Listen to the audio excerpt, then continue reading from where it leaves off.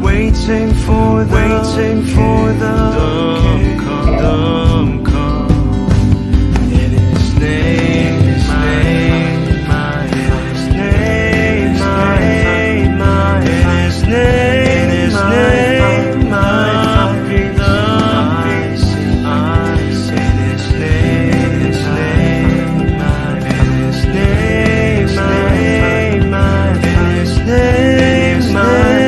my joy I seek.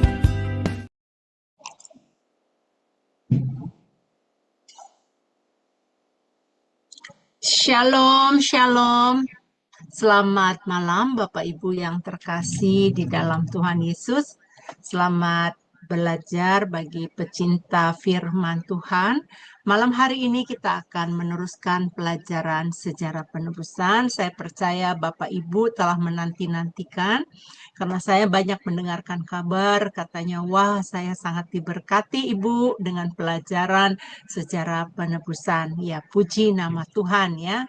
Dan Bapak Ibu, sebelumnya kita memulai, mari kita panjatkan doa terlebih dahulu supaya kita meminta urapan dari Bapa kita dari sorgawi memberkati kita semua. Mari kita tundukkan kepala. Bapa kami yang bertata di kerajaan surga, terima kasih ya Bapa untuk saat ini kami mengucap syukur ya Bapa kalau kami berkumpul bersama-sama di Jum Sema Adonai, kami mau belajar akan kebenaran firman-Mu. Kami sangat diberkati Bapa bahwa Engkau memberikan firman-Mu yang hidup kepada kami dan kami mau Tuhan firman yang hidup itu kami lebih mengerti dan memahami siapa Engkau di dalam kehidupan kami yang terutama ya Bapa. Dan tolong ya Bapak, urapan-Mu turun atas guru kami malam hari ini Tuhan, Bapak Pendeta Yudi, yang akan memaparkan pengajaran ini. Biarlah urapan-Mu secara khusus Tuhan, melimpahi dan memberkati hamba-Mu ini, dan memampukan dia untuk memaparkan pelajaran ini kepada kami semua. Bapak, bagi kami yang ada di Zoom maupun yang ada di live streaming, Tuhan, urapi kami semua ya Bapak.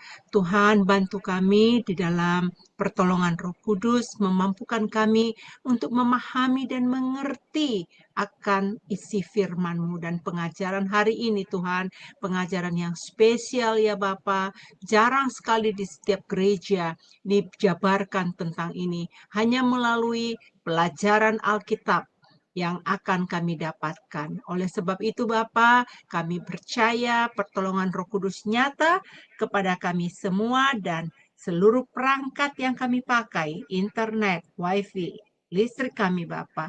Tuhan tolong supaya tidak ada gangguan, supaya sekolah kami, pembelajaran kami malam hari ini dapat berlangsung dengan baik. Bapak Surgawi terima kasih, di dalam nama Tuhan Yesus kami mengucap syukur. Amin. Ada amin, puji nama Tuhan. Bapak Ibu yang terkasih, yuk mari kita melihat dulu profil Bapak Pendeta Yudi. Mungkin ada yang baru pertama sekali melihat channel ini dan Bapak Ibu bisa mengetahui siapa beliau. Dipersilakan. Shalom semua, berjumpa kembali dengan tema Adonai. Dan pada kesempatan kali ini kita akan berkenalan dengan pembicara kita, yakni Bapak Pendeta Yudi M. Lengkong, dan berikut adalah profil singkat dari beliau. Nama lengkap Pendeta Yudi PM Lengkong, Eskom, MDiv MTH Demin.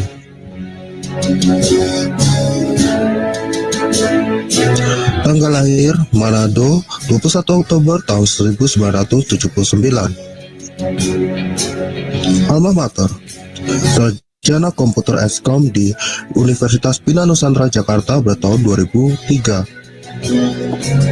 Master of Divinity MDiv di The Presbyterian General Assembly Theological Seminary Florida US pada tahun 2010.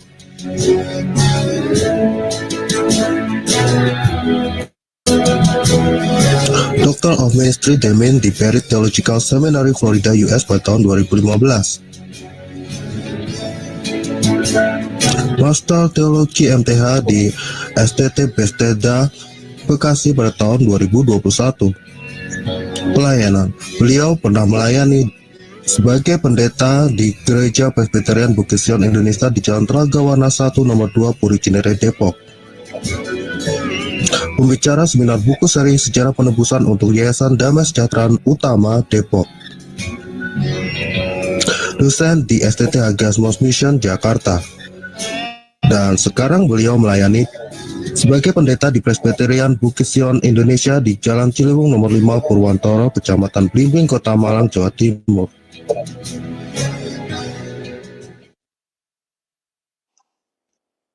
Ya, terima kasih untuk Ibu Aling. Ya, Bapak Ibu yang terkasih, kita sudah melihat profil dari beliau ya. Dan Bapak Ibu, saya percaya Bapak Ibu sangat diberkati. Bapak Ibu, saat ini kita sudah mempelajari mengenai doa Musa, mengenai puasa Musa, ya, bahkan perjanjian-perjanjian yang pernah kita pelajari pelajaran yang dulu. Dan hari ini kita akan belajar mengenai apa hubungannya doa 40 hari dengan perjanjian. Baik, saya persilakan kepada Bapak Pendeta Yudi untuk menyampaikan kepada kita semua. Baik, terima kasih Ibu Heni. Shalom Bapak Ibu sekalian. Saya berdoa kiranya kita semua senantiasa dipenuhi dan kasih karunia Tuhan, sehingga ketika kita menjalani kehidupan yang mencari kehendak Bapa, pada akhirnya apapun yang kita lakukan, Tuhan akan bukakan jalan dan mengaruniakan kepada kita segala hal yang kita doakan. Baik. Malam hari ini kita akan bersama-sama mempelajari Alkitab dari sudut pandang sejarah penebusan dengan alat bantu buku seri Sejarah Penebusan yang ditulis oleh Pendeta Abraham Park. Dan hari ini kita akan melihat bersama-sama mengenai secara spesifik mengenai 40 hari doa Musa dan apa hubungannya dengan perjanjian dari Tuhan. Jadi kita akan melihat bersama-sama mengenai hubungan doa 40 hari Musa dan perjanjian. Perjanjian. Nah, kita akan melihat secara spesifik karena Musa dia berdoa 40 hari 40 malam itu sebanyak 3 kali. Ya, 3 kali. Dua diantaranya itu dengan puasa, yang satu kali itu tidak, gitu ya. Kita akan lihat dengan spesifik mengenai hal tersebut. Sebelumnya kita telah mempelajari di dalam 2 pertemuan mengenai 8 kali Musa naik Gunung Sinai. Dan mengenai hal ini, kalau kita lihat dari pendakian yang pertama atau pertama kali Musa naik ke atas gunung sampai yang terakhir kali, ini membutuhkan waktu yang sangat lama, ya, waktu yang sangat lama. Tetapi setiap pendakian yang dia lakukan, setiap dia naik turun Gunung Sinai, hal tersebut mencerminkan kasih setianya kepada Tuhan, kepada kehendak Bapa, dan juga kasihnya kepada umat Tuhan. Sehingga Musa menampakkan mediator atau pengantara yang menggambarkan Yesus Kristus sebagai pengantara sejati. Jadi kita telah lihat 8 kali Musa naik turun Gunung Sinai. Hari ini secara khususnya kita akan melihat pendakian yang ke-6, 7, dan ke-8. Ini bicara mengenai doa 40 hari, ya, 40 hari doa puasa yang pertama, 40 hari doa syafaat, kemudian 40 hari doa puasa yang kedua. Oke, mari kita lihat bersama-sama. Yang pertama, kita akan lihat doa 40 hari yang pertama, ini menunjuk kepada doa puasa selama 40 hari 40 malam. Ini terjadinya kapan? Ini terjadi pada kenaikan Musa yang ke-6. Jadi kenaikan yang ke-6 atau pendakian yang ke-6. Kita menggunakan istilah ini ya. Jadi kalau bilang Musa naik atau kenaikan yang ke-6 atau pendakian Musa, ini semua kita mengerti maksudnya ya. Tentang apa? Banyak orang berpikir, bahkan ahli teologi ya, berpikir setidaknya Musa itu hanya naik Gunung Sinai sebanyak 3 kali gitu ya, 2 sampai 3 kali. Tetapi Pendeta Abraham Park lewat pencerahan Roh Kudus membaca Alkitab dan dicerahkan bahwa Musa naik turun Gunung Sinai, naik turun Gunung Sinai itu sebanyak 8 kali. Dan inilah kebenaran yang disadari oleh Pendeta Abraham Park, dan dia membagikannya dengan dunia Kristen, dunia kekristenan di seluruh dunia. Nah, jadi mengenai hal ini sudah dibicarakan, sudah disampaikan, bahkan sampai ke benua Afrika, Bapak Ibu. Jadi Eropa, Afrika, saya mendengar laporan-laporan itu, laporan misi, itu sangat luar biasa pergerakan sejarah perubahan ini. Jadi doa 40 hari yang pertama, doa puasa 40 hari. Yang pertama itu terjadi pada kenaikan yang ke-6. Dan itu terjadi sejak tanggal 8 bulan yang ketiga, yaitu pada hari Minggu, dan berlangsung sampai tanggal 17 bulan yang keempat pada hari Kamis. Kalau kita lihat tinggi Gunung Sinai itu 2.291 meter, nah ini suatu hal yang suatu hal yang sulit dilakukan. Tetapi untuk menjalankan kehendak Tuhan, Musa naik turun Gunung Sinai itu sampai 8 kali. Ya, suatu hal yang luar biasa gitu ya, usaha yang luar biasa. Kita lihat beberapa dasar firman Tuhan. Yang pertama, kita lihat Ulangan 9 ayat 9 sampai 10. Saya bacakan. Setelah aku mendaki gunung untuk menerima loh-loh batu, loh perjanjian yang diikat Tuhan dengan kamu, maka aku tinggal 40 hari 40 malam lamanya di gunung itu. Roti tidak kumakan dan air tidak kuminum. Tuhan memberikan kepadaku kedua loh batu yang ditulisi jari Allah, di mana ada segala firman yang diucapkan Tuhan kepadamu di gunung itu dari tengah-tengah api pada hari perkumpulan. Jadi ini ada dasarnya gitu ya. Maka kita tahu bahwa yang pertama kali ketika untuk menerima loh-loh batu, loh-loh perjanjian, Musa di atas gunung 40 hari 40 malam berpuasa. Ya, berpuasa. Kita lihat Keluaran 24 ayat 18 dikatakan, masuklah Musa ke tengah-tengah awan itu dengan mendaki gunung itu, lalu tinggallah ia di atas gunung itu 40 hari dan 40 malam lamanya. Jadi pada saat dia naik untuk yang ke-6 kalinya ke atas Gunung Sinai, dia tinggal berapa hari? 40 hari 40 malam. 40 hari 40 malam. Mari kita lihat peristiwa yang terjadi pada waktu itu. Peristiwa yang pertama, di atas Gunung Sinai, Allah memberikan 2 loh batu yang tertulis 10 hukum.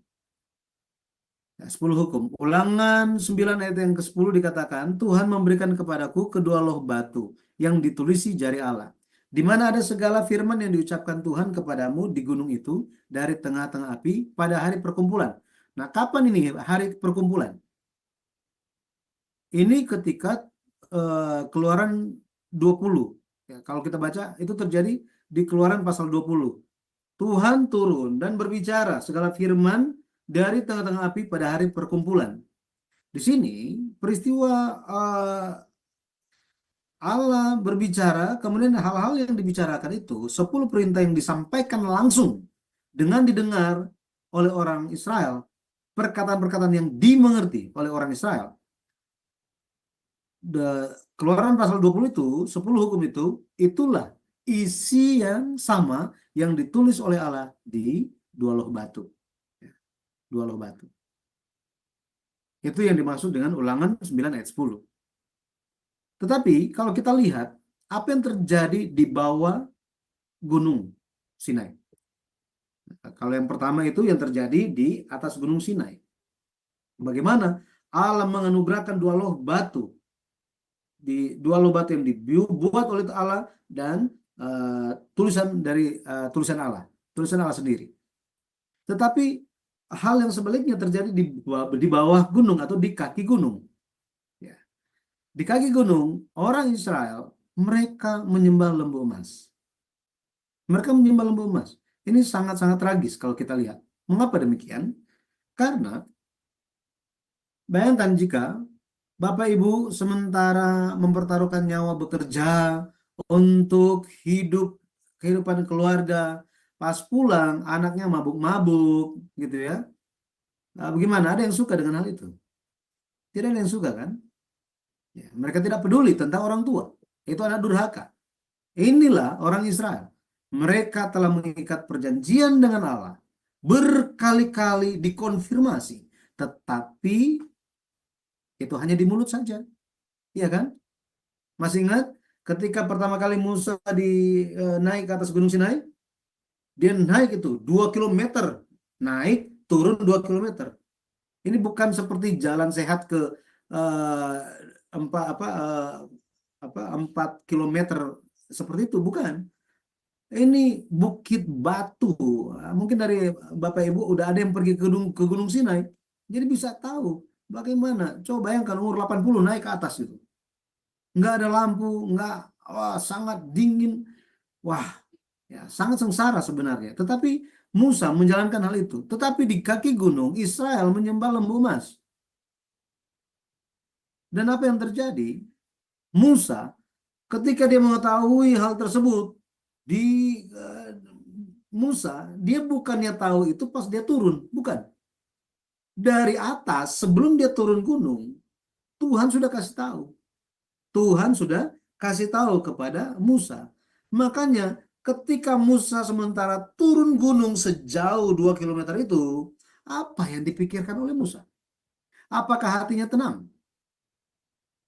Jika Bapak Ibu pergi kerja keluar kota gitu kan, wah di sana udah mempertaruhkan nyawa supaya bisa bekerja bagi keluarga, tiba-tiba dapat kabar anak itu di rumah itu mereka narkoba, mereka ya lakukan hal yang jahat gitu ya. Apakah ketika pulang ke rumah hatinya tenang? Iya kan? Kami bisa tenang itu. Musa, dia turun, dan ketika dia melihat orang Israel, dia menghancurkan 2 loh batu di tangannya, ya, yang ada di tangannya. Kita lihat Ulangan 9 ayatnya yang ke-16 dan 17.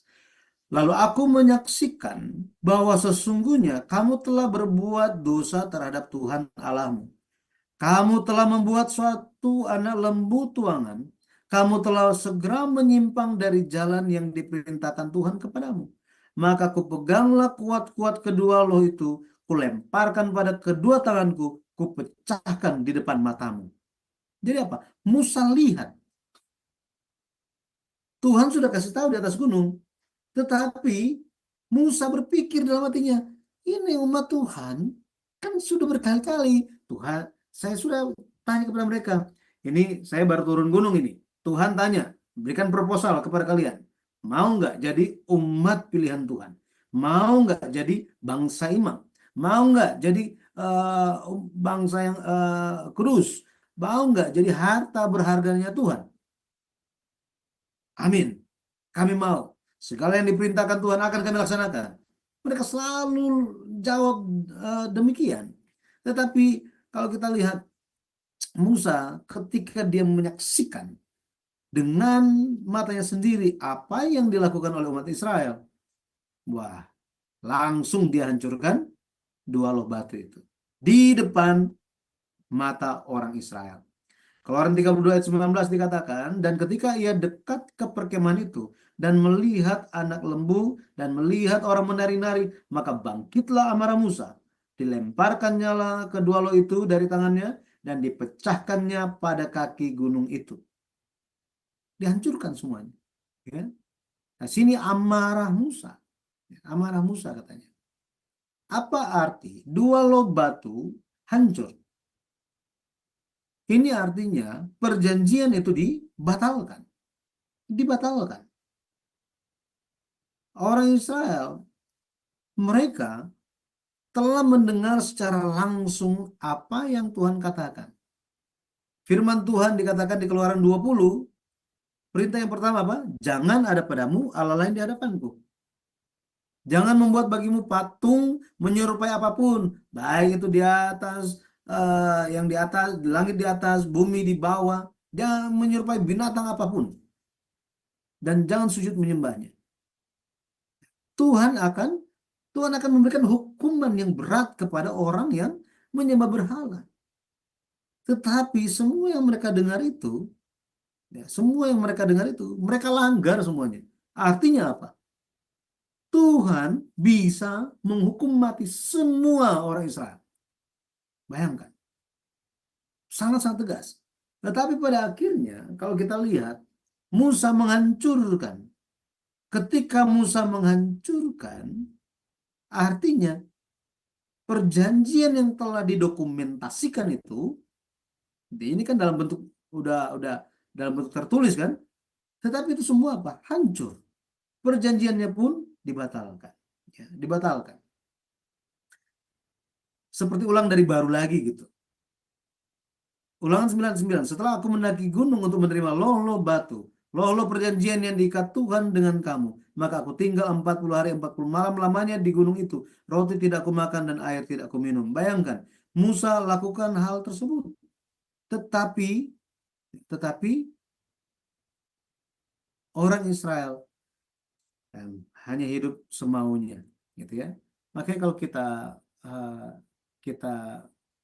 pikirkan tentang Yesus Kristus, bagaimana dia mempertaruhkan nyawanya, memberikan nyawanya untuk kita, maka apakah kita mau berbuat dosa? Dia kan tidak mau.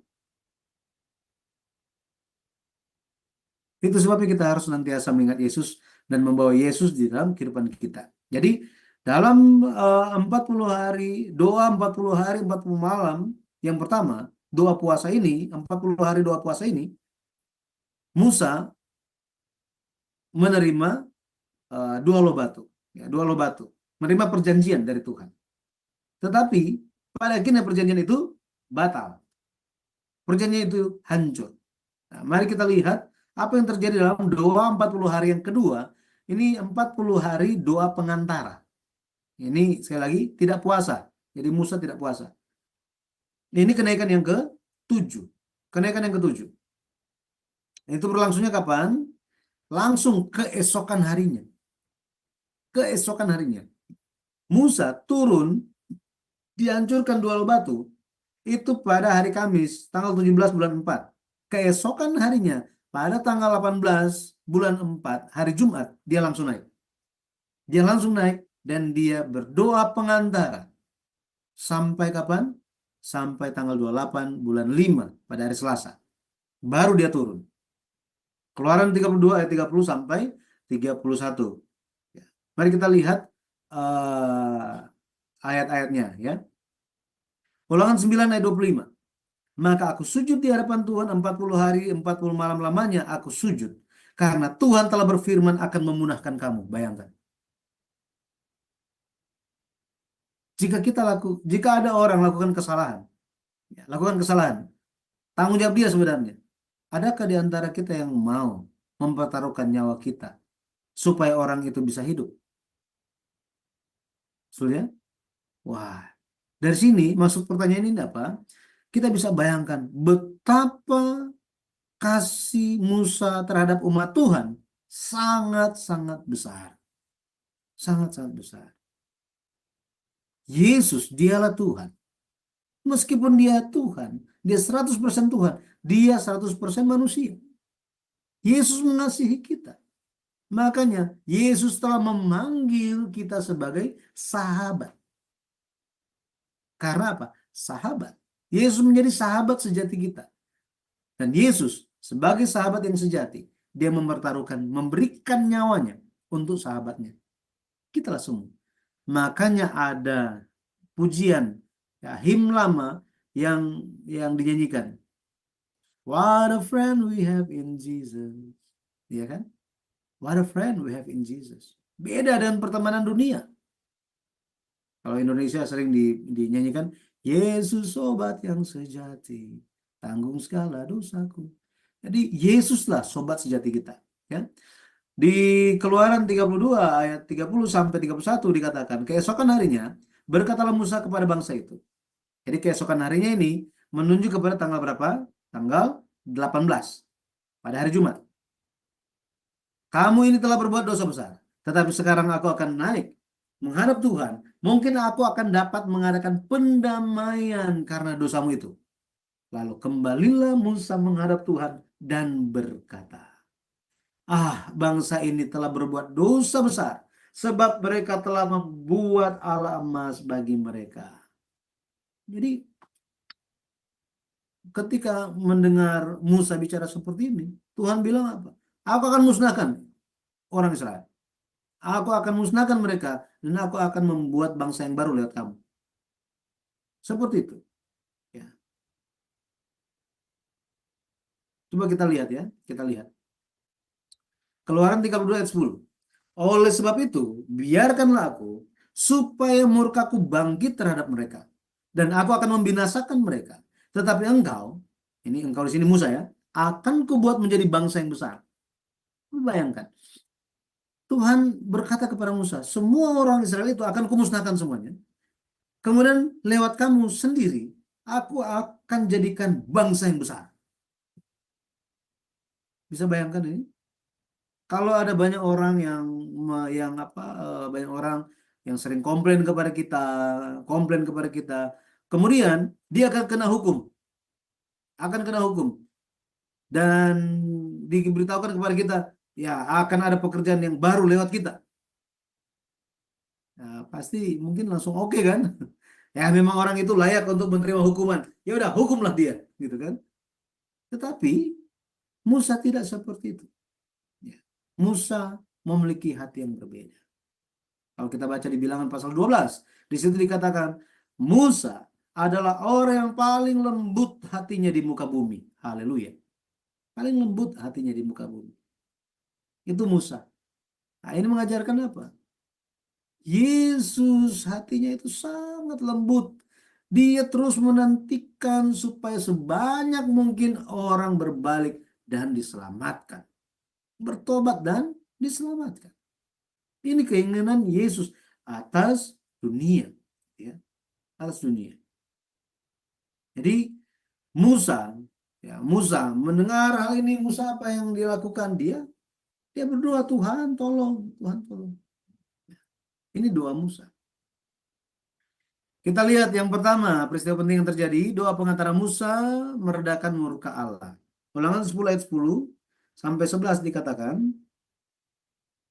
maka aku ini berdiri di atas gunung seperti yang pertama kali. Nah, sini, seperti kapan? Yang barusan lewat itu. Gitu ya, yang barusan dia lakukan. 40 hari, 40 malam lamanya. Jadi dia di atas gunung. Dan sekali ini pun Tuhan mendengarkan aku. Tuhan tidak mau memusnahkan engkau. Lalu berfirmanlah Tuhan kepadaku, bersiaplah, pergilah berjalan di depan bangsa itu, supaya mereka memasuki dan menduduki negeri yang kujanjikan dengan sumpah kepada nenek moyang mereka untuk memberikannya kepada mereka. Bayangkan, doa pengantara itu meredakan murka Allah. 40 hari, bayangkan. 40 hari. Bukan berdoa di rumah, berdoa di atas gunung. Dingin di sana, di atas gunung, ya kan? Tetapi Musa melakukan segala sesuatunya untuk umat Tuhan.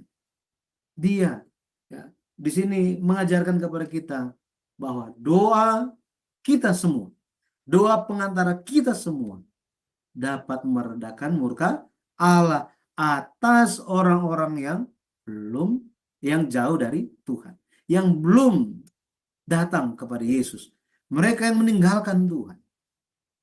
Doa kita, makanya doa orang yang percaya besar kuasanya. Ya, firman Tuhan bilang begitu kan? Doa orang yang percaya itu besar kuasanya. Seperti demikian. Jadi doa Musa itu kalau kita lihat meredakan murka Allah, tetapi tanda pertobatan itu dituntut. Ya, tanda pertobatan itu dituntut. Ada 2 tanda. Jika sungguh-sungguh bertobat, harus ada 2 tanda ini. Apa 2 perintah yang diberikan?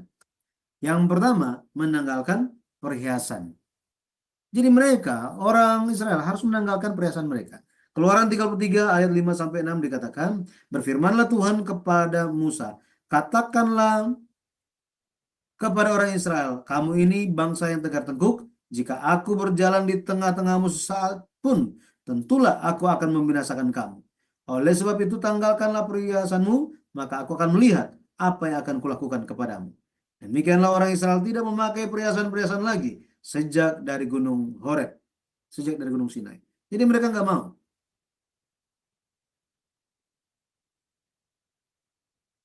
Hari ini sama. Ketika kita bertobat, apa kita bertobat itu dengan menunjukkan segala hal yang kemewahan kita, segala diri kita di hadapan Tuhan, ya, seperti kemampuan kita, apa yang kita miliki. Perhiasan-perhiasan itu kan untuk apa sih? Tujuannya untuk mempercantik, memperindah, benar ya? Nah, semua hal itu tidak ada gunanya. Tidak ada gunanya. Ketika bertobat, kalau kita lihat orang Israel, ketika mereka bertobat, mereka buka pakaian mereka, jubah mereka yang bagus-bagus itu diganti dengan jubah berkabung. Ya, kalau kita baca misalnya Raja Hizkia, ya, raja-raja itu mereka bertobat, mereka mengenakan pakaian berduka, tanda apa? Pertobatan mereka. Jadi benar-benar harus apa? Harus menanggalkan kemegahan. Harus apa? Mengenakan kesederhanaan. Kesederhanaan di hadapan Tuhan. Sehingga apa? Tuhan hanya kita dan Tuhan. Hanya kita dan Tuhan. Tidak perlu yang lain-lainnya. Ya. Benar-benar kita apa? Kita mendekat kepada Tuhan lewat pertobatan itu. Tanda pertobatan berikutnya itu adalah apa? Membawa 2 loh batu yang baru. Keluaran, ya, Keluaran 34 ayat 1-4. Jadi tanda pertobatan, kalau kita lihat 2 loh batu yang pertama itu berasal dari Tuhan, sedangkan 2 loh batu yang baru itu harus dibuat oleh Musa. Musa yang mewakili orang Israel. Nah, ini sangat-sangat sulit. Ini menjadi tanda pertobatan. Tanda pertobatan. Dalam pertemuan sebelumnya, saya katakan bahwa apa? Apakah mudah membuat batu, ya, batu seukuran 45 kali 45 yang tipis. Di zaman itu belum ada peralatan untuk memotong batu. Manual semuanya, gitu ya. Sangat-sangat sulit. Sangat-sangat sulit. Makanya perlu waktu seharian untuk membuatnya. Di sini mengajarkan kita apa? Pertobatan itu bukanlah hal yang mudah. Bertobat itu bukan hal yang mudah. Maka sangat keliru ketika orang yang percaya berpikir bahwa oh ya nggak apa-apa, nanti kan tinggal bertobat. Oh, it's okay, masih muda. Nanti kalau udah tua baru cari Tuhan. Oh, ya Tuhan kan mengerti, dia peduli, gitu kan. Maka ada lagu ya kan? Allah mengerti, Allah peduli, seperti itu. Jadi seolah-olah apa? Menggampangkan hal tersebut. Jika orang menggampangkan hal bertobat, pada akhirnya ketika dia benar-benar ingin bertobat, dia tidak bisa. Kenapa? Karena dia tidak tahu bertobat itu seperti apa. Tidak biasa soalnya. Mau bertobat apa? Gitu ya. Yang melihat pertobatan itu sebagai satu hal yang tidak perlu. Bertobat itu sulit, Bapak Ibu. Sulit. Tidak semudah berkata apa? Mengucapkannya dengan mulut. Mengatakannya dengan mulut. Ya. Jadi kalau kita lihat, ya, pertobatan itu disertai dengan penderitaan dan kesusahan. Kesusahan. Awalnya Allah hanya menuntut apa? Ketaatan. Jadi hanya perlu apa? Taat saja. Tetapi jika perintah untuk taat itu dilanggar, pada akhirnya perlu bertobat. Dan bertobat ini sulit. Kenapa? Disertai dengan penderitaan dan kesusahan. Keluaran 34 ayat 1-4. Berfirmanlah Tuhan kepada Musa, pahatlah 2 loh batu sama dengan yang mula-mula. Maka aku akan menulis pada loh itu segala firman yang ada pada loh yang mula-mula yang telah kau pecahkan. Nah, Tuhan bukan marah Musa kan? Tuhan gak marah Musa pecahkan. Gak marah. Ya, tapi dia disuruh apa? Suruh bikin lagi. Ayat yang kedua, bersiaplah menjelang pagi dan naiklah pada waktu pagi ke atas gunung Sinai. Berdirilah di sana menghadap aku di puncak gunung itu. Tetapi janganlah ada seorang pun yang naik bersama-sama dengan engkau dan juga seorang pun tidak boleh kelihatan di seluruh gunung itu. Bahkan kambing domba, lembu sapi pun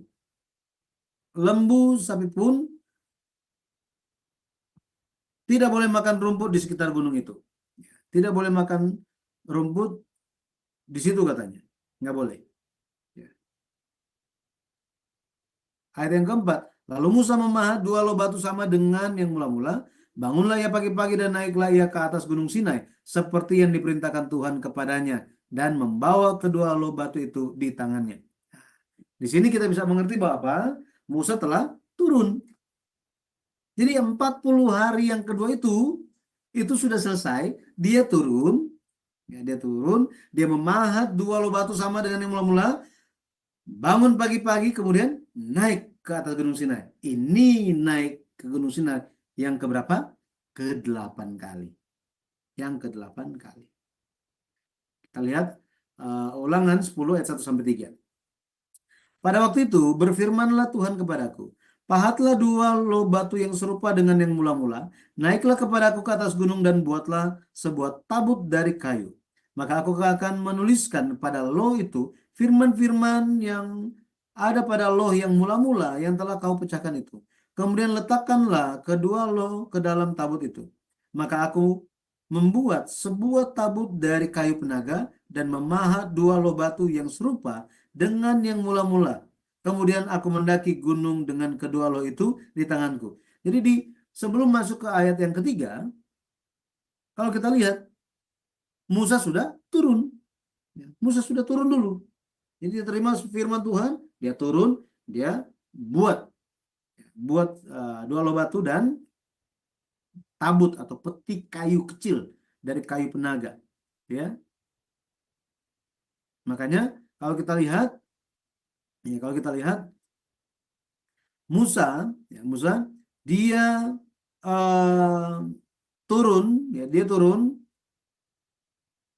untuk yang ke-7 kalinya dia turun gunung itu di tanggal 28 bulan yang kelima. Ini hari yang Selasa. Tanggal 28, tanggal 29 seharian dia buat itu, dia kerjakan itu. 2 hal yang dikerjakan. Apa itu? 2 loh batu, kemudian itu peti kayu penaga. Itu dibuat di dalam 1 hari. Keesokan harinya pada tanggal 30 bulan yang kelima pada hari Kamis. Dia naik. Dia ada sampai hari Minggu tanggal 10 bulan 7. Bayangkan semua hal ini, penanggalan ini tidak ada yang tidak tepat. Semuanya tepat. Nanti kita lihat tanggal 10 bulan 7 itu adalah hari pendamaian. Itu isi hukum Taurat, hari pendamaian. Tepat. Ya, tepat. Oke, ini yang tadi saya sampaikan. Hari Kamis tanggal 30 bulan yang kelima Musa naik gunung untuk yang ke-8 kali. Kita lihat Ulangan 9 ayat 18. Ulangan 9 ayat 18. Sesudah itu aku sujud di hadapan Tuhan 40 hari 40 malam lamanya seperti yang pertama kali. Nah ini. Seperti kapan? Yang pertama. Ingat ya, waktu naik yang ke berapa? Yang ke 6. 6. Sini dikatakan, seperti yang pertama kali, roti tidak kumakan dan air tidak kuminum, karena segala dosa yang telah kamu perbuat, yakni kamu melakukan apa yang jahat di mata Tuhan, sehingga kamu menimbulkan sakit hatinya.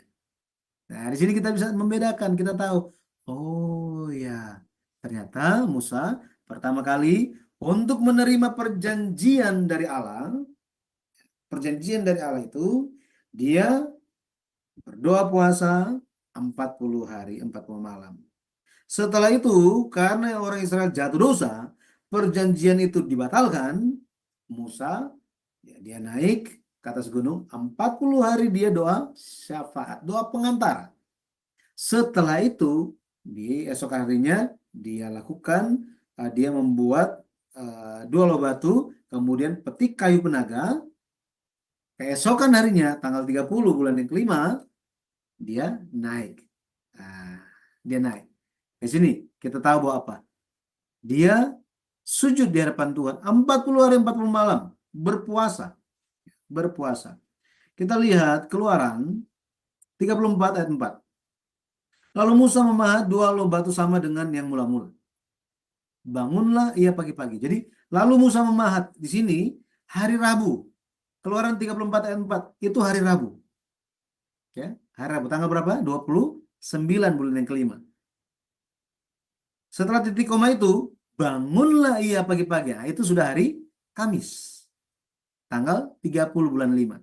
Bangunlah ia pagi-pagi dan naiklah ia ke atas Gunung Sinai, seperti yang diperintahkan Tuhan kepadanya, dan membawa kedua loh batu di tangannya. Ya. Jadi tanggal 29 itu yang hari Rabu dia memahat. Dia memahat 2 loh batu. Oke. Ini maksudnya ya. Ayat 28, dan Musa ada di sana bersama-sama dengan Tuhan 40 hari 40 malam lamanya, tidak makan roti dan tidak minum air. Dan ia menuliskan pada loh itu segala perkataan perjanjian, yakni ke-10 firman. Nah, di sini kalau kita lihat, banyak orang yang berpikir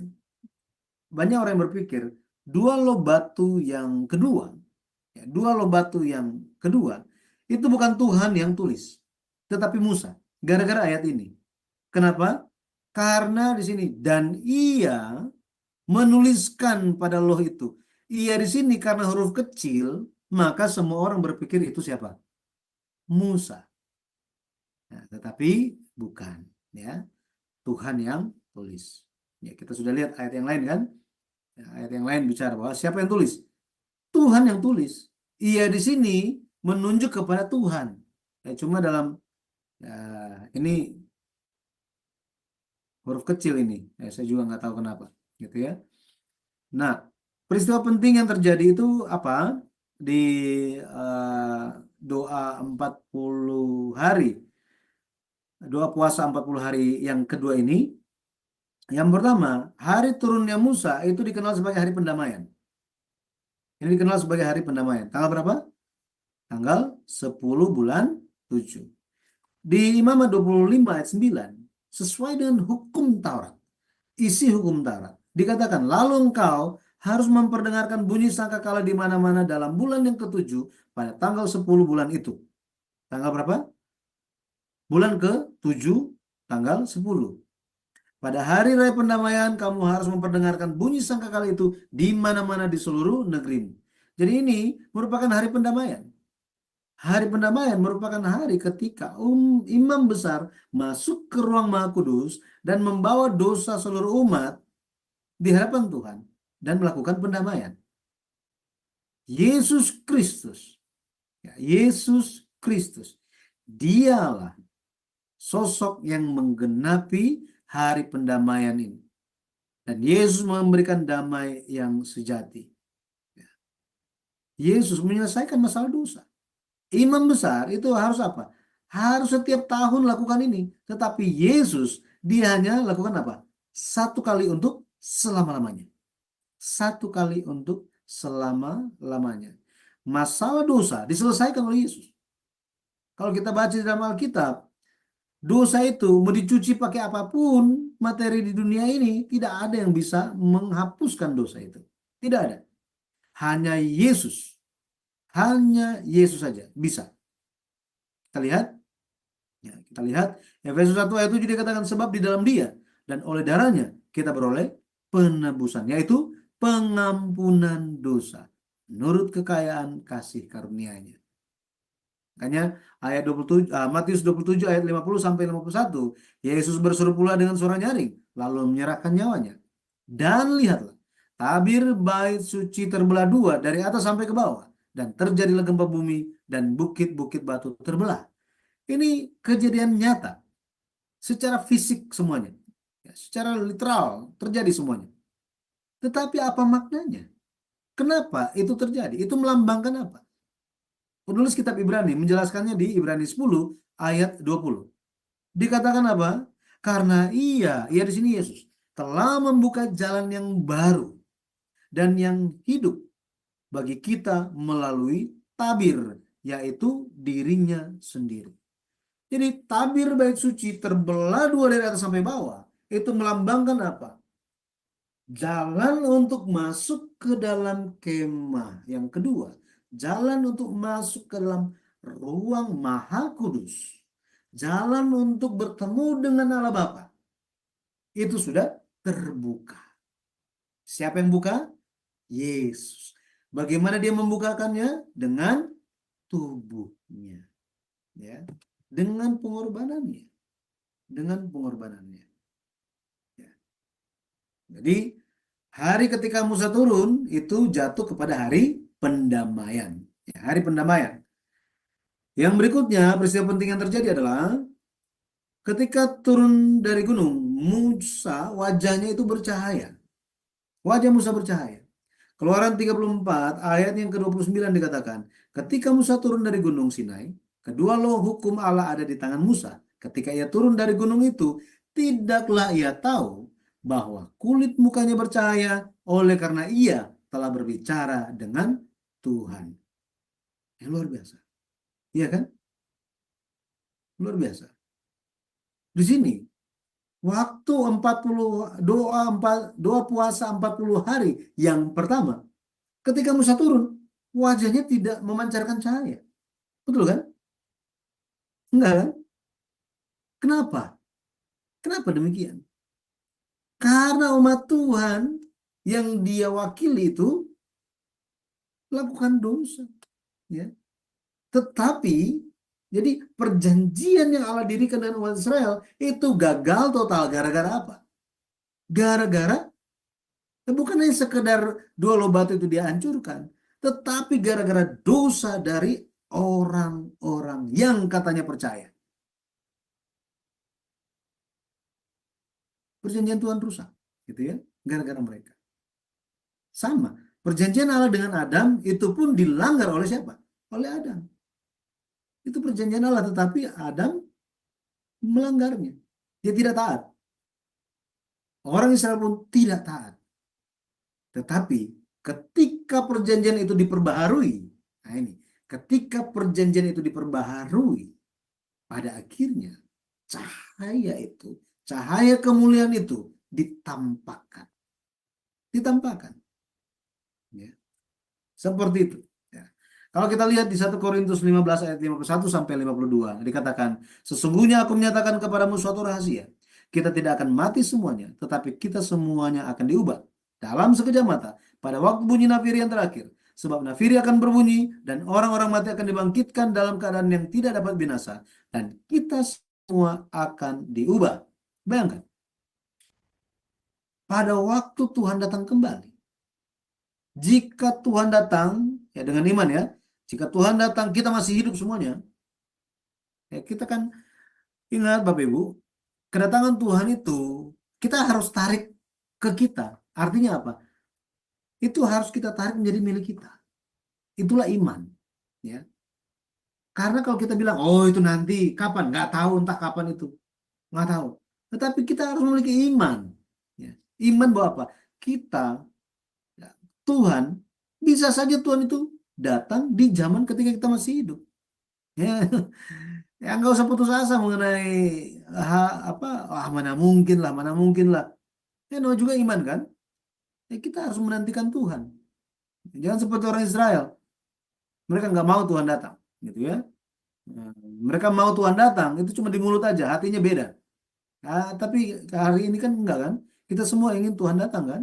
Kita lagi menantikan Tuhan. Nah, ketika Tuhan datang kembali, kita akan diubah, memiliki tubuh yang mulia, yang bercahaya, yang bercahaya. Tubuh yang adalah daging yang musnah ini, yang fana ini, akan diubah menjadi tubuh yang mulia, yang tidak fana. Luar biasa kan? Ya, kita semua akan jadi muda lagi. Bapak Ibu. Ya, kesimpulannya, doa 40 hari, doa puasa 40 hari yang pertama, ini terjadi di kenaikan yang ke-6. Waktu itu Allah mendirikan perjanjian, tetapi kemudian perjanjian itu batal. Doa 40 hari yang kedua, kenaikan yang ke-7, ini menjadi masa pertobatan. Masa apa? Pertobatan. 40 hari, bayangkan, 40 hari. Kalau kita lihat 40 hari itu, 40 hari di dalam Alkitab selalu bicara, sering muncul. Yesus pun berpuasa di padang gurun 40 hari katanya. Iya kan? Orang Israel 40 tahun di padang gurun. Angka 40 itu sering muncul. Nah, apalagi di sini secara berturut-turut kalau kita lihat doa 40 hari yang pertama, doa 40 hari yang kedua, doa 40 hari yang ketiga. Jadi 40 hari di dalam Alkitab menunjuk kepada masa persiapan untuk sesuatu. Masa apa? Persiapan untuk suatu hal. Suatu hal yang besar. Doa 40 hari yang pertama itu adalah masa persiapan umat Tuhan untuk menerima perjanjian dari Tuhan. Tetapi yang ada mereka nggak siap. Pada akhirnya mereka bertobat. Ini ada masa. Ya. Mereka harus mempersiapkan hati mereka. Bertobat. Ya, 40 hari lamanya. Kemudian, untuk perjanjian itu diperbaharui dan diberikan kepada umat Tuhan, mereka pun harus mempersiapkan hati mereka. Bayangkan, kalau misalnya kita semua divonis mati, tetapi ada yang menjadi perantara kita, ya lawyer kita, pengacara kita, sementara ngobrol di belakang 40 hari. 40 hari. Apakah kita bisa tidur nyenyak? Enggak kan? Pasti kita akan berpikir apa? Tuhan tolong lawyer saya. Waduh kalau dia gagal, waduh saya pasti dihukum mati. Tuhan tolong sertai dia. Tuhan bisa makan enak enggak? Nggak bisa. Ya. Makanya kita bisa melihat bagaimana Allah pada akhirnya memperbaharui perjanjian dengan umat Tuhan. Keluaran 34 ayat 10, firman-Nya, sungguh aku mengadakan suatu perjanjian. Di depan seluruh bangsamu ini akan kulakukan perbuatan-perbuatan yang ajaib, seperti yang belum pernah dijadikan di seluruh bumi di antara segala bangsa. Seluruh bangsa yang di tengah-tengahnya engkau diam akan melihat perbuatan Tuhan, sebab apa yang akan kulakukan dengan engkau sungguh-sungguh dahsyat. Sungguh-sungguh dahsyat katanya. Ya. Luar biasa. Tetapi niat Tuhan ini diberantakin oleh siapa?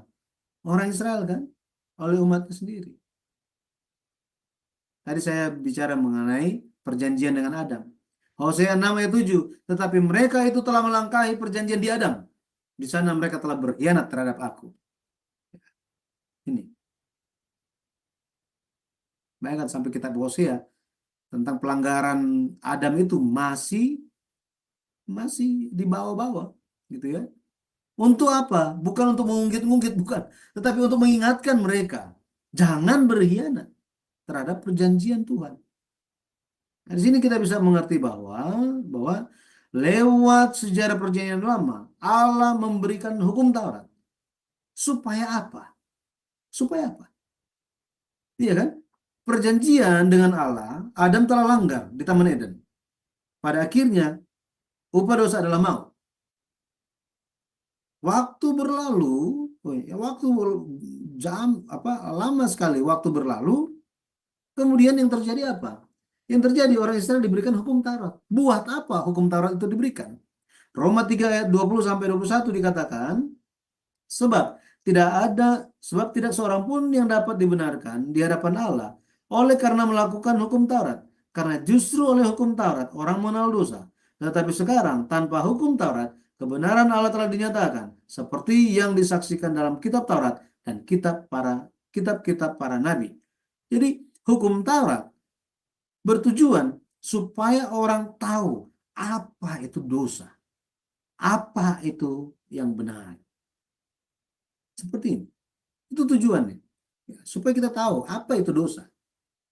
Pada akhirnya kalau kita lihat, Yesus Kristus memperbaharui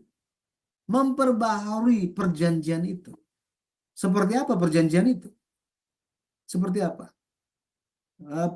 Kan Musa ketika setelah dia berdoa 40 hari yang ketiga, setelah itu dikatakan bahwa Allah memperbaharui perjanjian kan? Bagaimana Yesus menggenapi hal ini? 2 Korintus 3 ayat 3 dikatakan, karena telah ternyata bahwa kamu adalah surat Kristus yang ditulis oleh pelayanan kami. Ditulis bukan dengan tinta, tetapi dengan roh dari Allah yang hidup.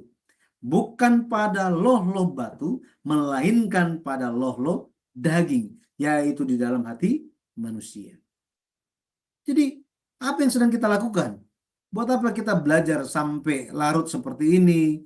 Harusnya mungkin yang di belahan dunia yang lain ada kegiatan yang mungkin penting untuk dilakukan, yang rutin, dan mungkin lebih menarik daripada dengarkan saya.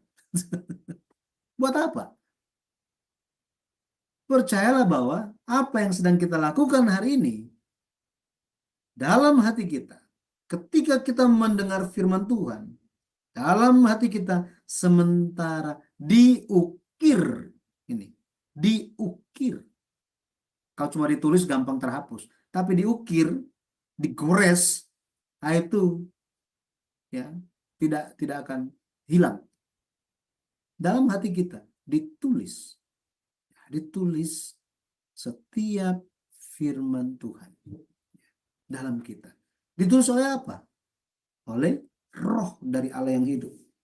Roh dari Allah yang hidup. Ya, seperti ini. Jadi kita pada akhirnya menjadi surat Kristus. Dan surat ini menunjuk kepada apa? Surat. Jika kita semua adalah surat Kristus, maka kita harus ditulis oleh roh Allah. Dan ditulis bukan di kepala kita, tetapi dalam hati kita. Gitu ya? Jadi kepada hati kita. Laksin kardias. Dalam loh hati manusia. Dalam loh hati manusia. Amsal 3:3 dikatakan, janganlah kiranya kasih dan setia meninggalkan engkau. Kalungkanlah itu pada lehermu, tuliskanlah itu pada loh hatimu. Pada loh hatimu. Jadi tulisan yang ditulis oleh Roh Kudus dalam hati kita, setiap firman yang kita dengarkan, itu merupakan proses kita ditulis menjadi surat Kristus. Percayalah itu tidak akan hilang, melainkan itu akan kekal. Ya. Ini 2 Korintus 3 ayat 3. Roh Allah akan bekerja di dalam kita. Roh Allah akan bekerja di dalam kita. Tetapi jika kita katakan kita adalah surat Kristus, jika kita katakan bahwa kita ada roh Allah bekerja di dalam kita, pada akhirnya harus tampak apa dari kita? Harus tampak perubahan. Nah ini, perubahan. Ya, perubahan itu harus. Bukan hanya ya secara kelihatan gitu ya. Tetapi di dalam hati kita mulai berubah. Pola pikir kita melihat hidup kita itu berubah. Pola pikir kita ketika melihat orang-orang di sekitar kita itu berubah. Melihat hidup ini berubah. Ya, ketika ada yang bertanya kepada saya, konseling, ngobrol, mereka cerita tentang kehidupan mereka. Saya katakan begini, hidup kita akan dipulihkan ketika kita mencari kehendak Tuhan. Hari ini, kebanyakan kita fokus kepada urusan kita. Tetapi marilah kita apa? Lakukan apa yang firman yang kita tuh sangat cinta. Ya. Carilah kerajaan Allah, carilah lebih dulu kerajaan Allah dan kebenarannya, maka yang lainnya akan ditambahkan kepadamu. Iya kan? Itu prioritasnya kan. Yesus sudah kasih tahu, kita sudah tahu. Tetapi kita perlu renungkan. Sudahkah kita lakukan itu lagi? Jadi mungkin dulu pernah lakukan, lupa, apa sekarang kita lakukan lagi? Ayat yang terakhir kita lihat, Yeremia 31, ayat 33 sampai 34. Kita akan baca dan selesai. Tetapi beginilah perjanjian yang kuadakan dengan kaum Israel sesudah waktu itu. Demikianlah firman Tuhan. Aku akan menaruh Tauratku dalam batin mereka dan menuliskannya dalam hati mereka. Maka aku akan menjadi Allah mereka dan mereka akan menjadi umatku. Dan tidak usah lagi orang mengajar sesamanya atau mengajar saudaranya dengan mengatakan, kenalah Tuhan. Sebab mereka semua, besar kecil akan mengenal aku. Demikianlah firman Tuhan. Sebab aku akan mengampuni kesalahan mereka dan tidak lagi mengingat dosa mereka. Haleluya. Jadi ini merupakan berkat bagi kita. Yesus telah lakukan itu dan sedang melakukan hal itu sampai hari ini. Karena itu saya berdoa dalam nama Tuhan Yesus Kristus, kiranya kita senantiasa melihat kesempatan untuk mempelajari firman Tuhan dengan mendalam. Melihat dari sudut pandang Tuhan. Melihat dari sudut pandang hati kita mencari kehendak Bapa. Itulah yang sedang kita lakukan ketika kita mempelajari firman Tuhan. Pada akhirnya Tuhan akan menyertai kita dan membukakan jalan di hadapan kita. Tuhan Yesus memberkati. Saya kembalikan kepada Ibu Heni. Wow, luar biasa. Terima kasih untuk Bapak Pendeta Yudi yang telah memaparkan pengajaran yang sangat luar biasa. Jadi kita mengetahui bagaimana doa Musa di tahap-tahapnya di waktu dia naik gunung yang dari ke-6, ke-7, dan ke-8, kita sudah tahu apa yang terjadi ya Bapak Ibu ya. Menarik nggak? Menarik ya, jadi kita bisa tahu isi Alkitab lebih detail gitu. Baik Bapak Ibu, sebelum kita masuk di ruang tanya jawab ya, kita akan melihat dulu promosi pengumuman dari Sema Adonai. Dipersilakan untuk Ibu Aling. Ya, baik. Terima kasih Bu Heni. Baik Bapak Ibu sekalian, saya akan membacakan acara-acara Sema Adonai ke depannya ya. Baik, dimulai dengan besok Bapak Ibu di hari Sabtu, 14 September 2024 di jam 19.00 waktu Indonesia Barat. Di Sema Adonai akan kembali ada kelas pembelajaran firman ya Bapak Ibu. Dan kita akan belajar tentang pernikahan Kristen yang akan dibawakan oleh Pak Pendeta Dr. Dedi Kurniawan MTH, dan moderatornya adalah Ibu Aling, saya sendiri. Selanjutnya, masih di hari yang sama, di hari Sabtu, di jam 21.00 waktu Indonesia Barat. Seperti biasa, di kelas jam ini kita akan belajar tentang materi bahasa Ibrani. Dan ini sudah masuk sesi yang ke-14 ya Bapak Ibu, dengan tema Definite Article, dan akan dibawakan oleh Pak Evangelis Erikson Ritonga BTH, dan moderatornya adalah Bro Agus.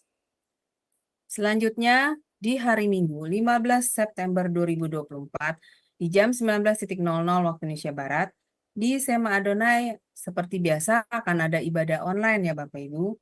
Dan yang memimpin ibadah online kita untuk hari Minggu adalah Ibu Dewi dari Jerman. Dan yang akan memimpin lagu pujian adalah Bro Abraham ya Bapak Ibu. Dan untuk tema ibadah kita besok adalah di hari Minggu adalah judulnya Friends or Disciples yang akan dibawakan oleh Pendeta Dr. Kudus Pardede MTH. Selanjutnya, ini adalah renungan pagi Sema Adonai ya Bapak Ibu. Diadakan setiap hari mulai dari hari Senin sampai dengan Sabtu.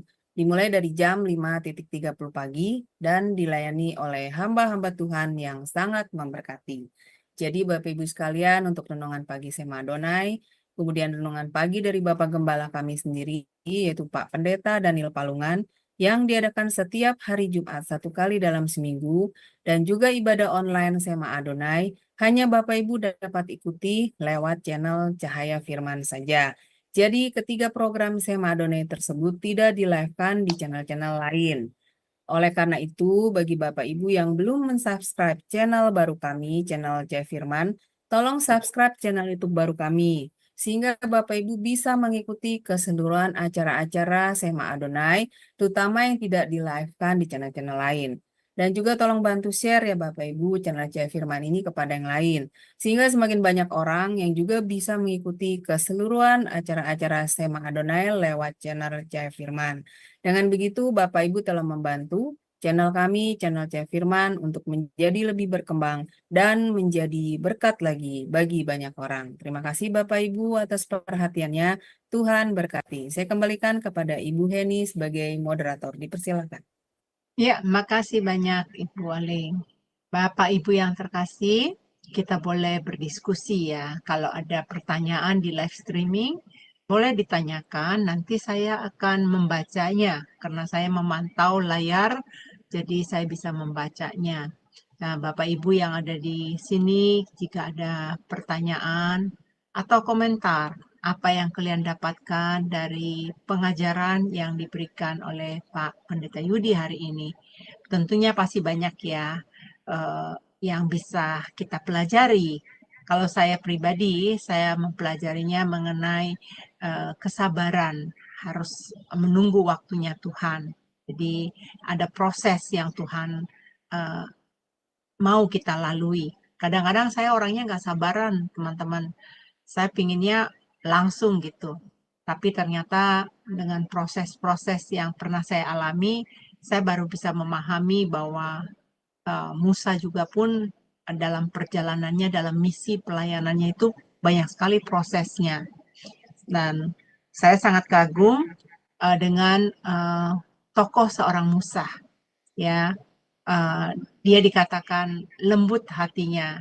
Nah, banyak kadang-kadang Bapak Ibu ya, ini Bapak Pendeta Yudi, sering sekali seperti orang dari suku, banyak ya, dari suku tertentu gitu, saya nggak mau sebut namanya, tapi mereka memiliki aksen berbicara ton yang besar. Jadi diperkirakan, wah ini orangnya kasar nih, hatinya nggak lembut nih gitu. Jadi perkiraan manusia itu dengan hati yang lembut itu tidak memahami gitu. Mungkin Bapak Pendeta, kenapa Musa disebutkan hati yang lembut gitu? Dipersilakan. Ya, kalau kita baca di kitab Bilangan, di kitab Bilangan pasalnya yang ke-12, di situ berbicara tentang Musa mengambil perempuan Kus, ya, perempuan Ethiopia sebagai istri. Dan Musa sebagai seorang pemimpin, dia melakukan satu hal yang sulit dipahami, bahkan sulit dipahami oleh kakak-kakaknya, yaitu Miriam dan Harun. Sulit dipahami, ya. Dan ketika mereka tidak memahami apa yang Musa lakukan, mereka mulai melihat bahwa emang cuma Musa. Jika itu merupakan perintah dari Tuhan untuk menikahi perempuan Ethiopia, perempuan Kus, bukankah Tuhan bisa berfirman kepada kita juga? Kita juga nabi kok, ya kan? Kita juga nabi. Apalagi kita kakaknya, gitu kan, kakaknya. Ketika Miriam dan Harun berbicara seperti itu, mereka sedang membicarakan, mereka tidak sadar bahwa mereka sedang membicarakan bukan hanya sosok Musa adik mereka, tetapi mereka sedang membicarakan seseorang yang ketika bertemu dengan Tuhan, berbicara dengan Tuhan, bukan lewat mimpi, bukan lewat penglihatan, melainkan ketemu muka dengan muka. Tetapi Musa ketika mendengar hal itu, Musa tidak bisa membela diri dia. Musa tetap tenang hatinya, dia tidak mau ya bicara apa-apa. Ketika kita baca Bilangan pasal 12 ayatnya yang kedua, ayat yang ketiga, di situ dikatakan, bayangkan, langsung diperkenalkan Musa, dia seorang yang sangat lembut hatinya, lebih dari setiap manusia yang ada di atas muka bumi. Sangat lembut hatinya. Dia memiliki hati yang demikian. Kalau kita lihat, yang lembut hatinya di hadapan Tuhan dan bagi manusia itu berbeda. Kalau kita ingat Musa, Kayak Musa kan dia nggak mau untuk dipakai Tuhan sebagai pemimpin Exodus. Dia nggak mau. Dia banyak alasan, gitu ya.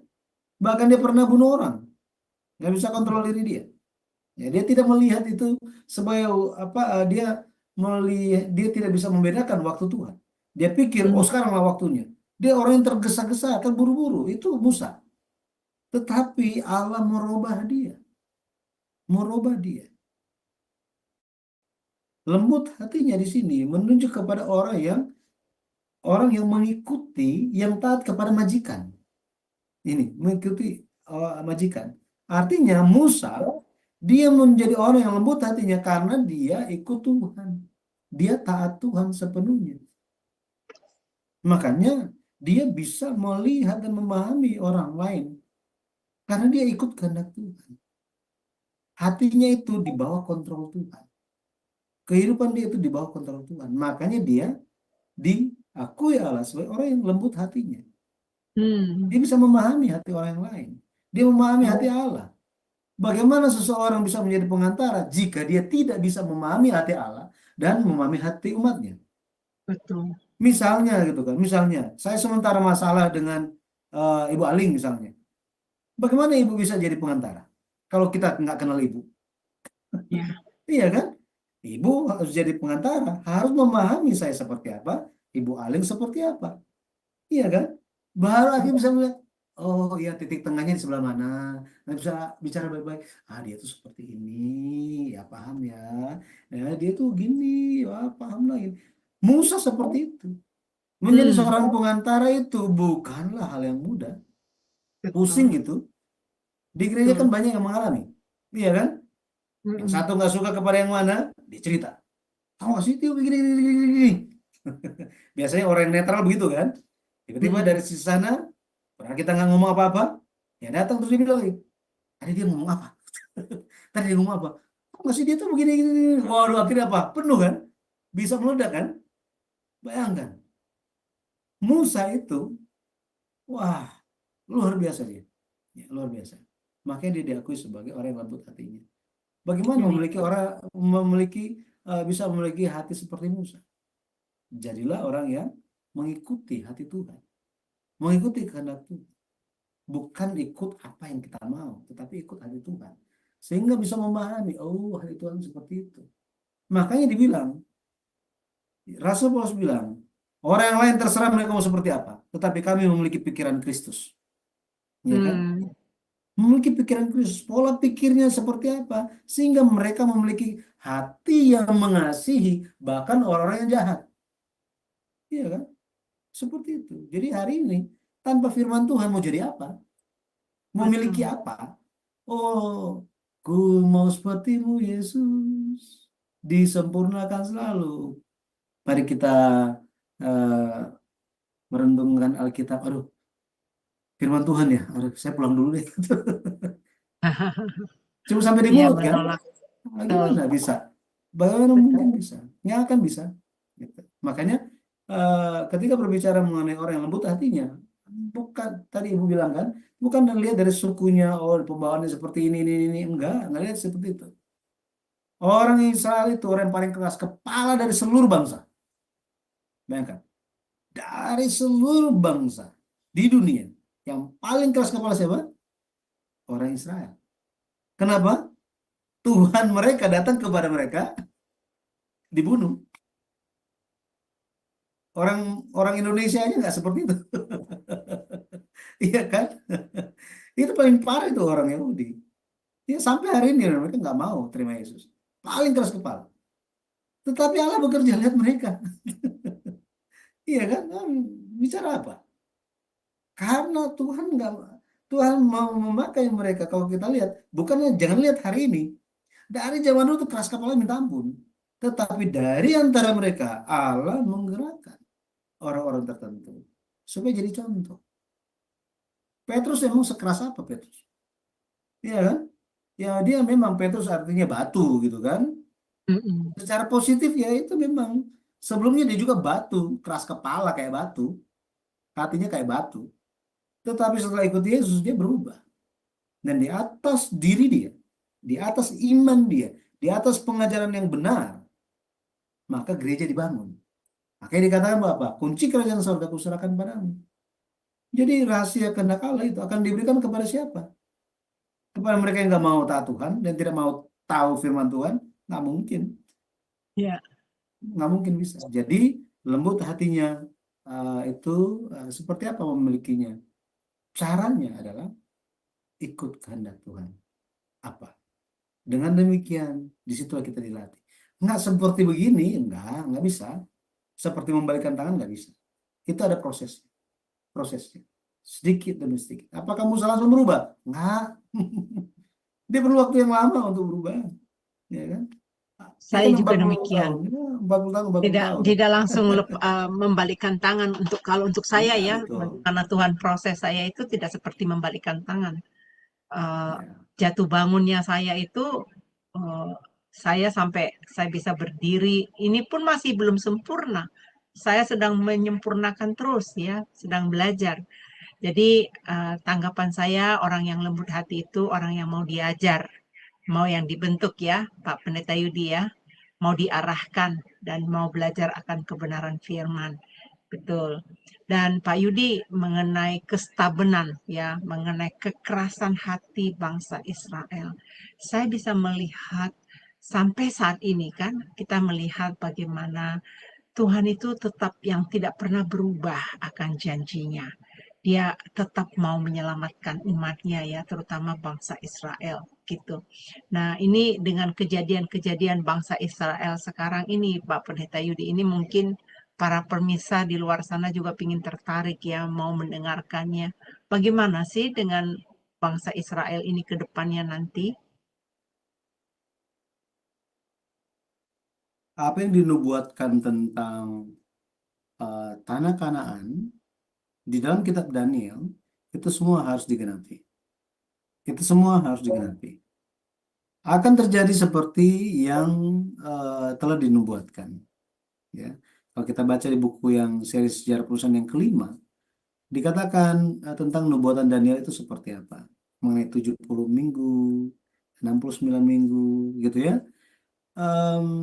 Ada peristiwa-peristiwa yang akan terjadi dan semua ini sementara menuju kepada penggenapannya. Ya, perang yang sedang terjadi saat ini itu bukannya tiba-tiba atau tidak sengaja atau apa, bukan. Apa yang terjadi dalam dunia ini itu ada di dalam kedaulatan Tuhan, dalam pemeliharaan Tuhan semuanya, gitu ya. Dan ini semua sementara mengarah kepada membuat kita memperhatikan bahwa apa? Ya memang inilah akhir zaman dan sekarang sementara menuju ke sana. Menjadi pertanyaan, loh emang yang akan terjadi apa? Jadi kalau kita mempelajari kitab Daniel, di situ ada nubuat. Dikatakan bahwa tanah yang permai itu akan diinjak-injak. Negeri yang permai itu akan diinjak-injak. Akan diinjak-injak. Akan dicemarkan. Bait sucinya akan dicemarkan. Ya, itu dan kemudian bangsa itu akan ditinggalkan. Bangsa itu akan ditinggalkan dan dia akan merasa kesepian sampai pada akhirnya dia berseru kepada Tuhan. Dia akan berseru kepada Tuhan. Dari saat itu Tuhan akan jawab dia. Hari ini mereka belum berseru kepada Tuhan. Belum. Tetapi sekarang sementara proses kepada penggenapannya. Ya. Nah, itu. Jadi kalau kita lihat itu, lihat apa yang sedang terjadi secara geopolitik di Cina dengan Taiwan, Rusia dengan Ukraina. Nah, bahwa semua perang itu akan terjadi. Yang di dalam Alkitab itu, yang dalam kitab Wahyu, itu semua akan terjadi. Akan terjadi. Tetapi itu akan dimulai dengan yang kecil-kecil. Karena nanti akan terjadi perang yang sangat besar. Oh jangan perang, damai, apa semuanya. Apa yang kita pikirkan bukan dengan apa yang Alkitab pikirkan. Ya, bukan.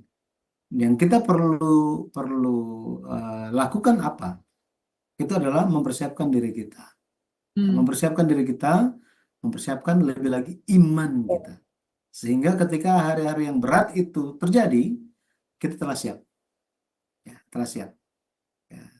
Eh, ya kalau kita baca kitab Daniel, kitab Wahyu, sebenarnya semuanya menakutkan kan? Menakutkan semuanya itu. Tetapi ya memang apa adanya seperti itu. Cuma kalau kita belajar kitab Wahyu itu em, ada wahyu sisipan, wahyu sisipan. Dan kalau kita lihat wahyu sisipan itu misalnya Wahyu pasal 5, Wahyu pasal 7, pasal 10, Wahyu pasal 11, Wahyu pasal 14, itu sisipan semua itu. Kalau baca yang pasal-pasal tadi yang saya katakan, itu kita bacanya itu enak sekali. Tapi setelah itu kita baca, waduh, seram lagi. Kenapa itu diselipkan? Itu untuk memberikan penghiburan dan pengharapan bagi orang yang membacanya. Bahwa meskipun di tengah-tengah kesengsaraan, di dunia yang begitu kacau dan tidak teratur, kuasa kegelapan itu akan segala hal itu yang berat itu, kesengsaraan akan terjadi. Tetapi dikatakan apa? Di tengah-tengah itu Tuhan akan memegang dan memberikan perlindungan. Nah, seperti itu, Ibu.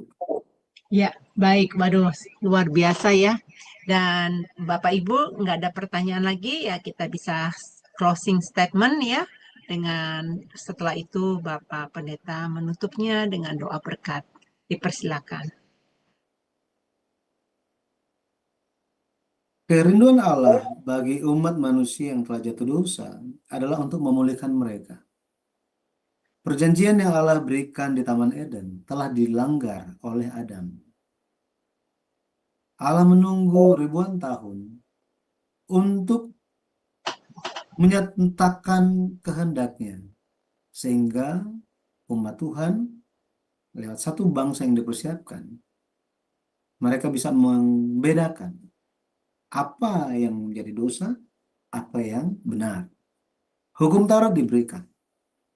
Itulah perjanjian Allah bahwa Dia ingin memulihkan manusia dan memberikan hidup yang kekal.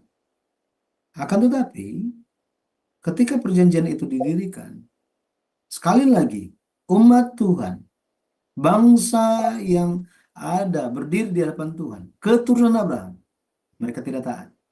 Pada akhirnya perjanjian itu dibatalkan. Bagi mereka diberikan waktu untuk bisa merenungkan dan bertobat, berbalik dari jalan yang jahat, perbuatan yang jahat, dan pikiran hati yang jahat. Setelah itu, 40 hari doa Musa yang ketiga, Musa menerima 2 batu yang baru, yang menandakan perjanjian dari Allah telah diperbaharui. Musa, seketika dia membawa perjanjian yang telah diperbaharui, wajah Musa, kulit kepala wajah Musa itu bercahaya dengan luar biasa. Hal ini menggambarkan apa? Ketika kita benar-benar menantikan Tuhan, mempersiapkan diri kita lewat doa kita, lewat kesungguhan kita ingin mendekat kepada Tuhan, pada akhirnya perjanjian itu diperbaharui dalam kita, dan hasilnya kita yang percaya akan mengalami ubah, memiliki tubuh yang mulia. Inilah hari yang dinantikan oleh semua orang yang percaya. Kiranya kita terus bersabar untuk menantikannya.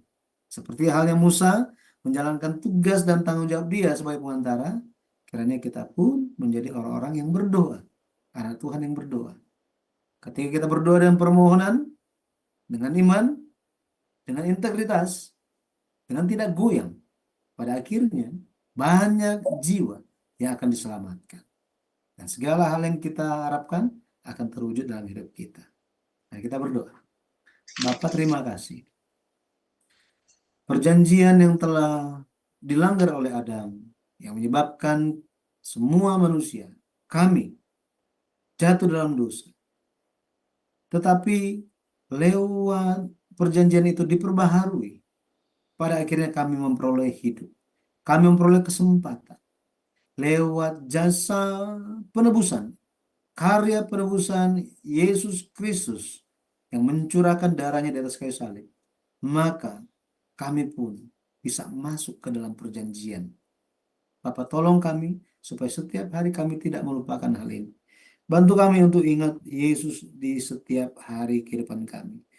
Bantu kami untuk mengingat Musa, bagaimana telah menjadi pengantara, Yesus telah menjadi pengantara, dan kami pun memiliki tugas menjadi pengantara, membawa jiwa-jiwa di hadapan Tuhan, meneguhkan orang-orang yang goyang imannya.